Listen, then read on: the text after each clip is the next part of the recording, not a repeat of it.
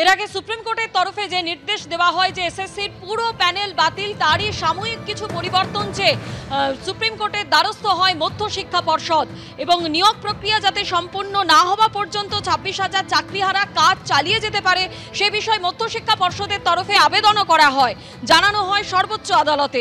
গত 17 April supreme court জানিয়ে দেয় চলতি বছরের 31শে ডিসেম্বরের মধ্যে নতুন করে পরীক্ষা নিয়ে এই 25,752 জনের জায়গায় নতুন নিয়োগ শেষ করতে হবে। শুধুমাত্র যে শিক্ষকরা অযোগ্য হিসেবে চিহ্নিত নন, 31শে ডিসেম্বর পর্যন্ত তাদের চাকরি বহাল থাকলো। আপাতত তারা স্কুলে যেতে পারবেন ও বেতন পাবেন। তবে নতুন এই নির্দেশ গ্রুপ সি এবং গ্রুপ ডি কর্মীদের জন্য প্রযোজ্য নয়। অশিক্ষক কর্মীদের ক্ষেত্রে পুরো নির্দেশই বহাল থাকবে, অর্থাৎ এখন থেকেই চাকরি ছেদ।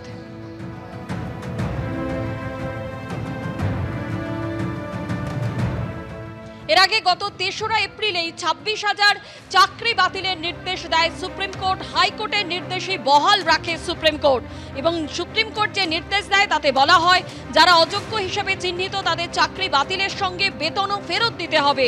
যাদের চিহ্নিত করা যায়নি তাদের বেতন ফেরত দেওয়ার প্রয়োজন নেই।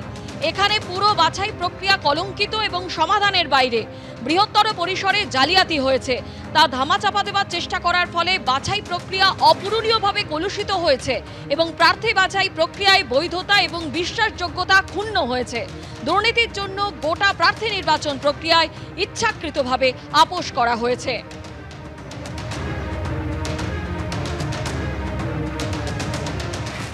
বিকাশ ভবনের সামনে আন্দোলনকারী চাকরিহারা শিক্ষক শিক্ষিকা এবং যাদের বিরুদ্ধে এফআইআর দায়ের করা হয়েছে তাদের বিরুদ্ধে কোনো ব্যবস্থা নিতে পারবে না পুলিশ। পুলিশকে ধীরে চলো নীতি নিয়ে চলতে হবে, নির্দেশ বিচারপতি তীর্থঙ্কর ঘোষের। যোগ্য শিক্ষক শিক্ষিকা অধিকার মঞ্চ 2016 সদস্যরা সেন্ট্রাল পার্কে সুইমিং পুল লাগু অঞ্চলে অবস্থান বিক্ষোভ করতে পারবেন। পর্যায়ভিত্তিকভাবে 200 জন করে ব্যক্তি থাকতে পারবেন নির্দেশ আদালতের। সম্ভব হলে প্রশাসন অস্থায়ী তাঁবু বানিয়ে দেবে। বায়ো টয়লেট, পানীয় জলের ব্যবস্থা করে দেবে প্রশাসন, নির্দেশ আদালতের। মধ্যশিক্ষা পর্ষদের তরফে যে শোকজ নোটিশ জারি করা হয়েছে সেটাও কার্যকর করা যাবে না। রাজ্যের বক্তব্যের প্রেক্ষিতে নির্দেশ আদালতের।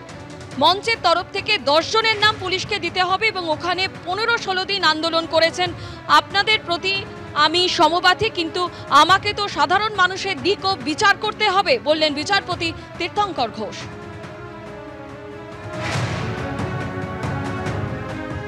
আমাদের সঙ্গে অন্যায় হয়েছে বলেই আন্দোলন করছি, আমরা তো এমনি এমনি আন্দোলন করছি না। তাহলে কোথাও তাদের কথাতেও স্পষ্ট হচ্ছে যে হ্যাঁ এদের সাথে অন্যায় হয়েছে, এরা দাবি রাখতে পারে, এরা আন্দোলন জারি রাখতে পারে। নাহলে তো পরিষ্কার বলে দিতে পারতো যে তোমরা কোথাও আর আন্দোলন করতেই পারবে না, তোমরা উঠে বাড়ি চলে যাও। তাহলে শান্তিপূর্ণ অবস্থান আমাদের নিশ্চয়ই ছিল, সেটাও একরকমভাবে মেনে নেওয়া হলো। নাহলে শান্তিপূর্ণ অবস্থান না থাকলে আমাদেরকে আর কোনো আন্দোলনের অনুমতি দেওয়া হতো না। আমরা বারবার কিন্তু শিক্ষামন্ত্রী মুখ্যমন্ত্রী সাক্ষাৎ প্রার্থনা করেছি এবং এখনও প্রার্থনা করছি, যেখানে কোথাও এখনও টেন্টেডরা আশ্বাস পেয়ে যাচ্ছে, যারা তথাকথিত টেন্টেড বলে বলা হয়েছে তারা কিন্তু আশ্বাস পাচ্ছে যে শিক্ষামন্ত্রী তারা সাক্ষাৎ পাবে এবং আগেও পেয়েছে, কমিশনের চেয়ারম্যানের পেয়েছে। সেখানে আমরা 7 তারিখ থেকে আজকে 23 তারিখ হয়ে গেল, তাহলে এত কদিনে কেন আমরা একবারও সাক্ষাৎ পাচ্ছি না? তবে আন্দোলন আমাদের জারি থাকবে যতক্ষণ না আমরা নিজের সসম্মানে নিজের জায়গায় ফিরতে পারছি।